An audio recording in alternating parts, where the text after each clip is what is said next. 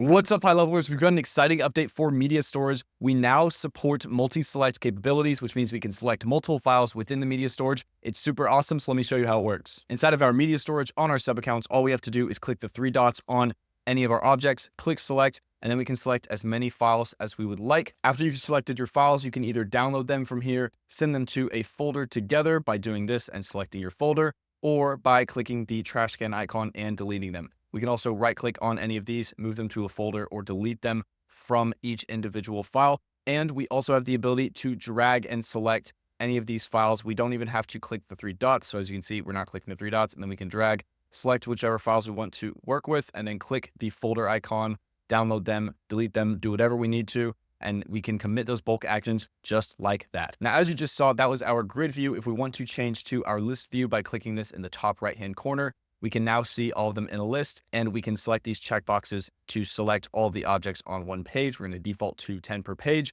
or we can select individual objects and then do with them what we need to, whether it's download them, move them to a folder, or delete them. Keep in mind, whenever you're using the multi-select tool to commit bulk actions, you will no longer be able to git link or rename since we are working with lots of different files. We also have a download limit of 100, so we can only download 100 files at a time using this bulk action. And any larger files, which are 2 gigabytes or over, will be skipped via that download process and need to be downloaded manually. Coming soon, we'll have keyboard shortcuts for the media storage, as well as the ability to select multiple objects and put them into funnels, forms, and things like that, so stay tuned. I love how integrated the media storage is into the platform for forms, websites, funnels, and I'm super excited to see all the further improvements we're going to have to it in the future. I hope you found this video helpful, and if you have any questions, feel free to leave a comment, and thank you for watching.